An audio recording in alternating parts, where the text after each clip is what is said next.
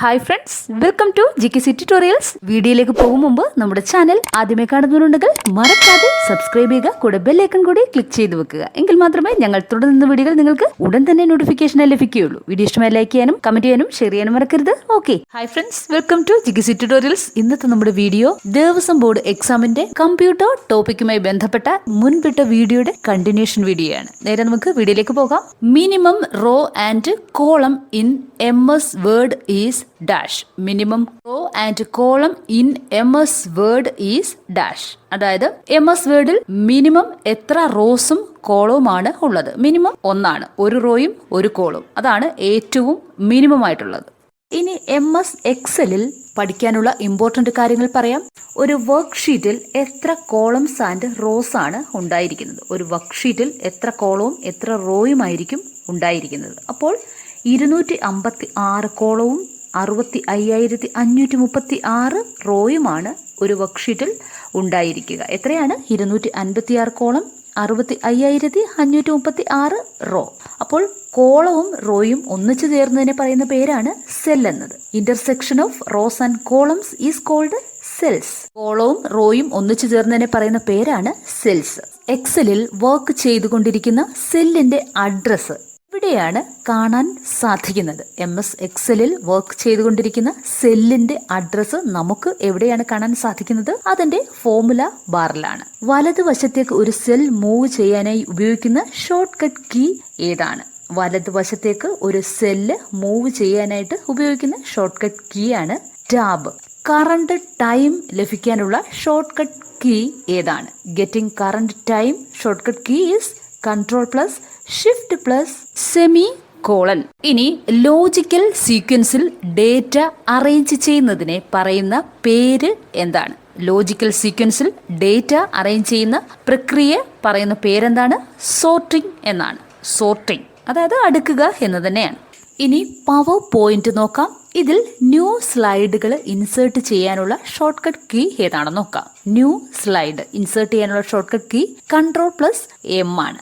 Power പോയിന്റിൽ page setup button എവിടെയാണ് കാണപ്പെടുന്നത്? പവർ പോയിന്റിൽ പേജ് സെറ്റപ്പ് ബട്ടൺ എവിടെയാണ് കാണപ്പെടുന്നത്? അതിന്റെ ഡിസൈൻ ടാബിലാണ്. Which PowerPoint view displays each slide of the presentation as a thumbnail display slide sorter. Power പോയിന്റിൽ എന്തുപയോഗിച്ചാണ് തംബ്നെയിൽ ഡിസ്പ്ലേ കാണാൻ സാധിക്കുന്നത്? Slide sorter. View show command used for slide show. അപ്പോൾ view show command എന്തിനാണ് ഉപയോഗിക്കുന്നത്? Slide show കാണാൻ. അതായത് power point പ്രസന്റേഷനിൽ നമ്മൾ സെറ്റ് ചെയ്തിരിക്കുന്ന ഓരോ പിക്ചേഴ്സും ടൈം അനുസരിച്ച് സ്ലൈഡ് ഷോ കാണാൻ. അതിനാണ് വ്യൂ ഷോ കമാൻഡ് ഉപയോഗിക്കുന്നത്. അതായത് സ്ലൈഡ് ഷോ പ്രസന്റേഷന്.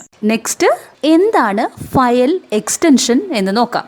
അപ്പോൾ ഒരു ഫയൽ ഏത് തരത്തിലുള്ളവയാണെന്ന് തിരിച്ചറിയാൻ ആ പേരിനൊപ്പം ചേർക്കുന്ന ഭാഗമാണ് ഫയൽ എക്സ്റ്റൻഷൻ. ഒരു ഫയൽ ഏത് തരത്തിലുള്ളവയാണെന്ന് തിരിച്ചറിയാൻ ഫയൽ നെയിമിനൊപ്പം ചേർക്കുന്ന ഒരു ഭാഗമാണ് ഫയൽ എക്സ്റ്റൻഷൻ. അതായത് വേർഡ് ഫയൽ ആണോ, എക്സൽ ഫയൽ ആണോ, ഫോട്ടോഷോപ്പ് ഫയൽ ആണോ എന്നൊക്കെ തിരിച്ചറിയുന്നത് അതിൻ്റെ എക്സ്റ്റൻഷൻ നെയിം നോക്കിയാണ്. File extension is specified as a suffix to the name of a computer file. അപ്പോൾ സഫിക്സ് എന്നാൽ ഫയൽ നെയിമിന് ശേഷം വരുന്നത്, പ്രിഫിക്സ് എന്നാണെങ്കിൽ ഫയൽ നെയിമിന് മുൻപ് വരുന്നത് എന്നർത്ഥം. അപ്പോൾ സഫിക്സ് പ്രിഫിക്സ് തിരിഞ്ഞു പോകരുത്. File extension is a specified as a suffix to the name of a computer file. For example, file name my file എന്നാണെങ്കിൽ myfile.docx, അതായത് ഡോക്യുമെന്റ് ഫയലാണ് എന്നർത്ഥം. ഇതൊരു വേർഡ് ഫയലാണ് എന്നാണ് മനസ്സിലാക്കേണ്ടത്. ഓക്കെ, ക്ലിയർ ആയെന്ന് വിചാരിക്കുന്നു. അപ്പോൾ വേർഡ്, എക്സൽ, പവർ പോയിന്റ് തുടങ്ങിയവയുടെ പഴയ വേർഷന്റെയും പുതിയ വേർഷന്റെയും ഫയൽ എക്സ്റ്റൻഷൻ ഏതാണെന്ന് നോക്കാം. MS വേർഡിന്റെ ആണെങ്കിൽ MS word 2007 file extension .docx ആണ്. .docx ആണ് MS വേർഡ് 2007 ഫയൽ എക്സ്റ്റൻഷൻ. എന്നാൽ MS വേർഡ് 2003 ആണെങ്കിൽ ഇത് .doc ആയിരിക്കും. അപ്പോൾ ഇതൊക്കെ ബൈഹാർട്ട് ചെയ്ത് പഠിച്ചു വെക്കുക. ഇനി MS Excel 2007 ഫയൽ എക്സ്റ്റൻഷൻ എന്താണ്? MS Excel means Microsoft Excel. അപ്പോൾ MS Excel 2007 ഫയൽ എക്സ്റ്റൻഷൻ എന്താണ്? ആൻസർ .xlsx ആണ് MS Excel 2007 ഫയൽ എക്സ്റ്റൻഷൻ. എന്താണ് .xlsx. എന്നാൽ MS-Excel 2003 ഫയൽ എക്സ്റ്റൻഷൻ ആണെങ്കിൽ അത് .xls ആണ്. അപ്പോൾ XLS എന്നാൽ എക്സൽ എന്ന് തന്നെയാണ് സൂചിപ്പിക്കുന്നത്. അപ്പോൾ MS-Excel 2007 ഫയൽ എക്സ്റ്റൻഷൻ .xlsx ആണ്. MS-Excel 2003 ആണെങ്കിൽ .xls ആണ്. ഇനി അതുപോലെ തന്നെ പവർ പോയിന്റ് 2003 എക്സ്റ്റൻഷൻ .ppt ആണ്. അതുപോലെ തന്നെ പവർ പോയിന്റ് 2007 ആണെങ്കിൽ .pptx ആയിരിക്കും.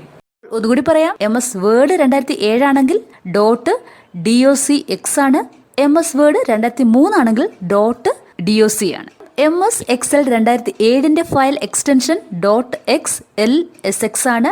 MS-Excel 2003 ആണെങ്കിൽ .xls ആണ്. പവർ പോയിന്റ് 2003 ആണെങ്കിൽ .ppt ആണ്. പവർ പോയിന്റ് 2007 ആണെങ്കിൽ .pptx ആണ്. ഓക്കെ, ക്ലിയർ ആയെന്ന് വിചാരിക്കുന്നു. നെക്സ്റ്റ്, ഇന്റർനെറ്റിൽ നിന്ന് റിസോഴ്സ് ആക്സസ് ചെയ്യുന്നതിന് ചില സോഫ്റ്റ്വെയറുകളുണ്ട്. അതാണ് സെർച്ച് എഞ്ചിൻസ്. അപ്പോൾ എന്താണ് സെർച്ച് എഞ്ചിൻസ്? ഇന്റർനെറ്റിൽ നിന്ന് റിസോഴ്സ് ആക്സസ് ചെയ്യുന്നതിന് ഉപയോഗിക്കുന്ന സോഫ്റ്റ്വെയറുകളാണ് സെർച്ച് എഞ്ചിൻസ്. മറ്റൊരു തരത്തിൽ പറഞ്ഞാൽ എന്തും സെർച്ച് ചെയ്യുന്ന വെബ്സൈറ്റുകളെയാണ് സെർച്ച് എഞ്ചിൻ എന്ന് പറയുന്നത്. അതായത് A website that searches anything. ഇനി സെർച്ച് എഞ്ചിൻസിന് ഉദാഹരണങ്ങൾ ഏതൊക്കെയാണെന്ന് നോക്കാം. ഏറ്റവും കൂടുതൽ ആളുകൾ ഉപയോഗിക്കുന്ന സെർച്ച് എഞ്ചിൻ ആണ് ഗൂഗിൾ. അതെല്ലാവർക്കും അറിയാം. മൈക്രോസോഫ്റ്റിന്റെ സെർച്ച് എഞ്ചിൻ ആണ് ബിങ്, BING, ബിങ്. ഇത് കൂടാതെ ഉള്ള സെർച്ച് എഞ്ചിൻസ് ആണ് Yahoo, AOL, ബെയ്ഡു, DuckDuckGo, Yandex, Ask.com എന്നിവയും സെർച്ച് എഞ്ചിനുകൾക്ക് ഉദാഹരണങ്ങളാണ്. നെക്സ്റ്റ്, വെബ് സർവീസുകളിൽ നിന്നുള്ള വെബ് പേജുകളിൽ നിന്നോ HTML ഫയലുകളിൽ നിന്നോ വിവരങ്ങൾ കണ്ടെടുക്കാനും ഉപയോഗിക്കുവാനും ഉള്ള ആപ്ലിക്കേഷൻ സോഫ്റ്റ്വെയറിനെയാണ് നമ്മൾ ബ്രൗസർ എന്ന് പറയുന്നത്. എന്താണ് ബ്രൗസർ? വെബ് സെർവറുകളിൽ നിന്നോ വെബ് പേജുകളിൽ നിന്നോ HTML ഫയലുകളിൽ നിന്നോ വിവരങ്ങൾ കണ്ടെടുക്കാനും ഉപയോഗിക്കാനും ഉള്ള ആപ്ലിക്കേഷൻ സോഫ്റ്റ്വെയറുകളാണ് ബ്രൗസറുകൾ. ഇനി കുറച്ച് വെബ് ബ്രൗസേഴ്സ് ഏതൊക്കെയാണെന്ന് നോക്കാം. അപ്പോൾ ഗൂഗിളിൻ്റെ വെബ് ബ്രൗസറാണ് ഗൂഗിൾ ക്രോം. വളരെ പോപ്പുലറായ ഒരു വെബ് ബ്രൗസറാണ്. ഇത് കൂടാതെ ഇൻ്റർനെറ്റ് എക്സ്പ്ലോറർ, ഇത് മൈക്രോസോഫ്റ്റിൻ്റെതാണ്. ദെൻ സഫാരി ആപ്പിളിൻ്റെ വെബ് ബ്രൗസറാണ്. എഡ്ജ്, മോസില്ല ഫയർഫോക്സ്, നെറ്റ്സ്കേപ്പ് ഇവയെല്ലാം വെബ് ബ്രൗസേഴ്സിന് ഉദാഹരണങ്ങളാണ്. മറ്റൊരു ഇമ്പോർട്ടൻറ്റ് ക്വസ്റ്റ്യൻ, ഇന്ത്യ സ്വന്തമായി വികസിപ്പിച്ചെടുത്ത ബ്രൗസർ ഏതാണ്? ഇന്ത്യ സ്വന്തമായി വികസിപ്പിച്ചെടുത്ത ബ്രൗസറാണ് എപ്പിക് എന്നാണ് അതിന്റെ പേര്. ഇനി ഇമെയിലുമായി ബന്ധപ്പെട്ട കാര്യങ്ങൾ പറയാം. ഇമെയിലുമായി ബന്ധപ്പെട്ട ടേമുകളാണ് compose, attach, send, inbox, CC, BCC, reply, forward, trash, spam, emails, etcetera. ഇതിൽ ഏറെക്കുറെ എല്ലാവർക്കും പരിചിതമായിരിക്കും. ഇമെയിലിൽ കമ്പോസ് എന്നാൽ എന്താണ് ഉദ്ദേശിക്കുന്നത്? കമ്പോസ് എന്നാൽ പുതിയ മെയിൽ ക്രിയേറ്റ് ചെയ്യാനായിട്ടുള്ള ടൂളാണ് കമ്പോസ്. അറ്റാച്ച് എന്നാൽ ഇമേജ്, വീഡിയോസ് മുതലായവ നമുക്ക് ഫയലിന്റെ കൂടെ അറ്റാച്ച് ചെയ്യാനായിട്ടാണ് അറ്റാച്ച് എന്ന ടൂള്. സെൻഡ് എന്നാൽ മെയിൽ സെൻഡ് ചെയ്യാൻ. ഇൻബോക്സ് എന്നാൽ വന്ന മെയിലുകൾ കിടക്കുന്നത് ഇൻബോക്സിലാണ്, എല്ലാവർക്കും അറിയാം. റിപ്ലൈ എന്നാൽ മെയിലുകൾക്ക് റിപ്ലൈ കൊടുക്കാനുള്ള ടൂളാണ്. ഫോർവേഡ് എന്നാൽ വന്ന മെയിലുകൾ മറ്റൊരാൾക്ക് ഫോർവേഡ് ചെയ്ത് കൊടുക്കാനായിട്ട് ഉപയോഗിക്കുന്നു. എന്താണ് ട്രാഷ് എന്ന് പറയുന്നത്? ട്രാഷ് എന്നാൽ ഇൻബോക്സിൽ നിന്നും നമ്മൾ ഡിലീറ്റ് ചെയ്യുന്ന ഇമെയിലുകൾ ചെല്ലുന്ന സ്ഥലമാണ് ട്രാഷ്. കമ്പ്യൂട്ടറിലെ റീസൈക്കിൾ ബിൻ പോലെ ഇൻബോക്സിൽ നിന്നും ഡിലീറ്റ് ആക്കുന്ന ഇമെയിലുകൾ ചെല്ലുന്ന സ്ഥലമാണ് ട്രാഷ്. 30 ദിവസത്തിനുള്ളിൽ ഓട്ടോമാറ്റിക്കായി ഡിലീറ്റ് ആവുന്നതാണ്. 2CC BCC എന്നാൽ മനസ്സിലാക്കേണ്ടത് CC എന്നാൽ കാർബൺ കോപ്പി എന്നാണ് അതിന്റെ ഫുൾ ഫോം. BCC എന്നാൽ ബ്ലൈൻഡ് കാർബൺ കോപ്പി. 2 എന്നുള്ളിടത്ത് പ്രൈമറി ഇമെയിൽ ID കൊടുക്കാവുന്നതാണ്. CC എന്നത് സെക്കൻഡറി ഇമെയിൽ IDയും BCC എന്നത് ടെറിഷറി കോണ്ടാക്റ്റുമാണ് ആഡ് ചെയ്യാറുള്ളത്. എന്നാൽ 2CCC BCC ഇവയ്ക്ക് പ്രത്യേകതകളുണ്ട്. 2ലും CCയിലും ഇമെയിൽ അഡ്രസ്സ് എല്ലാവർക്കും കാണാവുന്നതാണ്. എന്നാൽ BCCയിൽ സെൻഡർ അല്ലെങ്കിൽ അയക്കുന്ന ആൾക്ക് മാത്രമേ ഇമെയിൽ അഡ്രസ്സ് കാണാൻ സാധിക്കുകയുള്ളൂ. ഏതെങ്കിലുമൊക്കെ ആവശ്യങ്ങൾക്കായി ബൾക്കായി അല്ലെങ്കിൽ കൂട്ടമായി അയക്കപ്പെടുന്ന മെസ്സേജുകളാണ് സ്പാം മെയിലുകൾ. എന്താണ് സ്പാം മെയിലുകൾ? ഏതെങ്കിലുമൊക്കെ ആവശ്യങ്ങൾക്കായി ബൾക്കായി അല്ലെങ്കിൽ ഒരുമിച്ച് അയക്കപ്പെടുന്ന മെസ്സേജുകളാണ് സ്പാം മെയിൽ എന്ന് പറയുന്നത്. അപ്പോൾ സ്പാം മെയിൽ എന്ന് കേട്ടാൽ എന്ത് മനസ്സിലാക്കണം? ബൾക്കായി അയച്ചിരിക്കുന്ന മെസ്സേജ് ആണെന്ന് മനസ്സിലാക്കണം. ഇത് കൊമേഴ്സ്യൽ ആവശ്യങ്ങൾക്കായാണ് സ്പാം മെയിലുകൾ ഉപയോഗിക്കുന്നത്. ഓക്കെ, അടുത്തത് ഡൊമൈൻ നെയിമുകളെ കുറിച്ചാണ്. ഏതെങ്കിലും ഒരു സ്വയംഭരണ അതോറിറ്റിയോ നിയന്ത്രണ മേഖലയോ ഒക്കെ നിർവചിക്കുന്നതിനാണ് ഡൊമൈൻ നെയിം എന്ന് പറയുന്നത്. ഇതിന്റെ എക്സാമ്പിൾ കേട്ടാൽ നിങ്ങൾക്ക് കാര്യങ്ങൾ ക്ലിയർ ആവും. ടോപ്പ് ലെവലുള്ള ഡൊമൈൻ നെയിംസ് കുറച്ച് പറഞ്ഞു തരാം. .com, .in, .org, .edu, .gov ഇവയൊക്കെയാണ് ടോപ്പ് ലെവലുള്ള ഡൊമൈൻ നെയിംസ്. തന്നെ .com സൂചിപ്പിക്കുന്നത് ഇതൊരു കൊമേഴ്സ്യൽ ഡൊമൈൻ നെയിം ആണെന്നാണ്. .com കൊമേഴ്സ്യൽ ഡൊമൈൻ നെയിമാണ്. .in എന്നാൽ അതൊരു ഇന്ത്യയിലുള്ള ഡൊമൈൻ നെയിമാണ് എന്നാണ് സൂചിപ്പിക്കുന്നത്. .org എന്നാൽ അതൊരു ഓർഗനൈസേഷൻ്റെ ഡൊമൈൻ നെയിമാണ്. .edu എന്നാൽ ഇതൊരു എഡ്യൂക്കേഷണൽ ഇൻസ്റ്റിറ്റ്യൂഷൻ്റെ ഡൊമൈൻ നെയിമാണ്. .gov എന്ന് കേട്ടാൽ മനസ്സിലാക്കേണ്ടത് അതൊരു ഗവൺമെൻറ് അതോറിറ്റിയുടെ ഡൊമൈൻ നെയിമാണ്. അതായത് ഫോർ എക്സാമ്പിൾ kerala.psc.gov.in അതാണ് കേരള PSCയുടെ വെബ്സൈറ്റ്. ഇൻ്റർനെറ്റിലൂടെ കമ്പ്യൂട്ടർ സിസ്റ്റത്തിലേക്ക് എത്തുന്ന ഇൻഫോർമേഷൻ ഫിൽട്ടർ ചെയ്യുവാൻ ഉപയോഗിക്കുന്നത് എന്താണ്? ഇൻ്റർനെറ്റിലൂടെ കമ്പ്യൂട്ടർ സിസ്റ്റത്തിലേക്ക് എത്തുന്ന ഇൻഫോർമേഷൻ ഫിൽട്ടർ ചെയ്യുവാൻ ഉപയോഗിക്കുന്നതാണ് firewall. International standard for character encoding ആണ് Unicode. International standard for character encoding is called Unicode. Unicode എന്നാൽ ലോകത്തിലുള്ള എല്ലാ ഭാഷകളുടെയും ലിപികൾ കമ്പ്യൂട്ടറിൽ ഉപയോഗിക്കുന്നതിനായി ആവിഷ്കരിച്ചിരിക്കുന്ന ഒന്നാണ് യൂണിക്കോഡ്. അപ്പോൾ ലോകത്തിലുള്ള എല്ലാ ഭാഷകളുടെയും ലിപികൾ കമ്പ്യൂട്ടറിൽ ഉപയോഗിക്കുന്നതിനായി ആവിഷ്കരിച്ചിരിക്കുന്നതാണ് യൂണിക്കോഡ്. ഇതുമൂലം അവരവരുടെ ഭാഷകളിൽ കമ്പ്യൂട്ടറിൽ ഉപയോഗിക്കാനുള്ള അവസരം കിട്ടുന്നുണ്ട്. What is the name of the standard Malayalam keyboard layout? What is the name of the standard Malayalam keyboard layout is InScript. Next font installation ആണ്. ഫോണ്ട് ഇൻസ്റ്റാൾ ചെയ്യുന്നത് എങ്ങനെയാണ്? ഫോണ്ട് ആദ്യം നെറ്റിൽ നിന്ന് ഡൗൺലോഡ് ചെയ്ത് എടുക്കുക. അതിനുശേഷം ഇത് അൺസിപ്പ് ചെയ്യുക. എന്തുകൊണ്ടെന്നാൽ എപ്പോഴും ഫോണ്ട് കംപ്രസ്ഡ് ആയിട്ടായിരിക്കും ഓൺലൈനിൽ ഉണ്ടായിരിക്കുക. അതുകൊണ്ട് തന്നെ അത് തുറക്കുക. അതിനെയാണ് അൺസിപ്പ് ചെയ്യുക എന്ന് പറയുന്നത്. അതിനുശേഷം ഫോണ്ട് ഫോൾഡറിൽ ഓപ്പൺ ചെയ്യുക. ശേഷം ഫോണ്ട് നെയിമിൻ്റെ റൈറ്റ് ക്ലിക്ക് ചെയ്ത് ഇൻസ്റ്റാൾ ചെയ്യുക. ഇനി കുറച്ച് ഡോസ് കമാൻഡ്സ് ആണ് പറയാൻ പോകുന്നത്. ഇത് വളരെ ഇമ്പോർട്ടൻ്റ് ആയിട്ടുള്ള ഒരു ടോപ്പിക്കാണ് ഡോസ് കമാൻഡ്സ്. ഡോസ് കമാൻഡ്സിലെ കുറച്ച് കമാൻഡ്സുകൾ പറഞ്ഞു തരാം. അതിനുശേഷം അത് എന്തിനാണ് ഉപയോഗിക്കുന്നത് എന്നും പറയാം. പ്രധാനപ്പെട്ട ഡോസ് കമാൻഡ്സ് ആണ് MD, CD, RD, DEL, copy, CLS, CMD, disk copy, etcetera. ഇനി ഇവയൊക്കെ എന്തിനാണ് ഉപയോഗിക്കുന്നത് എന്ന് കൂടി പറയാം. MD എന്ന ഡോസ് കമാൻഡ് ഉപയോഗിക്കുന്നത് മേക്ക് ഡയറക്ടറി. ഈ ഒരു ഡയറക്ടറി ഉണ്ടാക്കാനായിട്ട് ഉപയോഗിക്കുന്ന ഡോസ് കമാൻഡാണ് MD. കേൾക്കുമ്പോൾ തന്നെ മനസ്സിലാകും MD മേക്ക് ഡയറക്ടറി, അതാണ് MD. ഇനി CD എന്നാൽ ചേഞ്ച് ഡയറക്ടറി എന്നാണ് അതിന്റെ അർത്ഥം. CD change directory. Next RD ആണ്. RD എന്നാൽ റിമൂവ് ഡയറക്ടറി എന്നാണ് അർത്ഥം. RD എന്ന കമാൻഡ് എന്തിനെ സൂചിപ്പിക്കുന്നു? Remove directory. അതുപോലെ തന്നെ DEL എന്നാൽ ഇറേസ് എ ഫയൽ, അതായത് ഡിലീറ്റ് ചെയ്യാനുള്ള കമാൻഡാണ് DEL. അതുപോലെ തന്നെ നെക്സ്റ്റ് ഡോസ് കമാൻഡാണ് കോപ്പി. കോപ്പി കമാൻഡ് ഉപയോഗിക്കുന്നത് ഫയല് കോപ്പി ചെയ്യാനാണ്.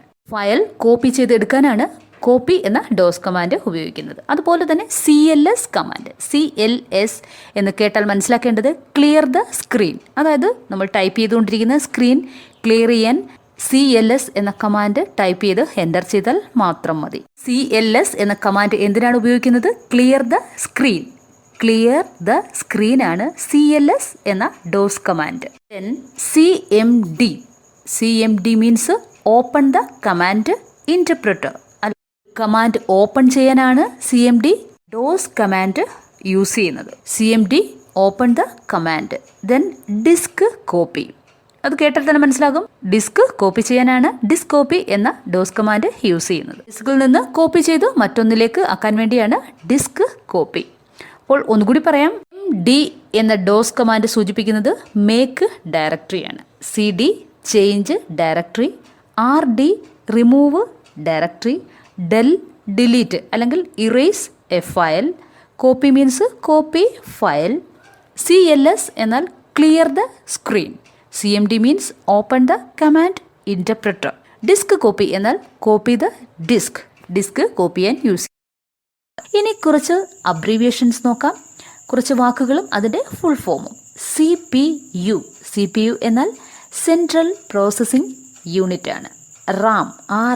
RAM എന്നാൽ random access memory. ROM. ROM read only memory. CMOS.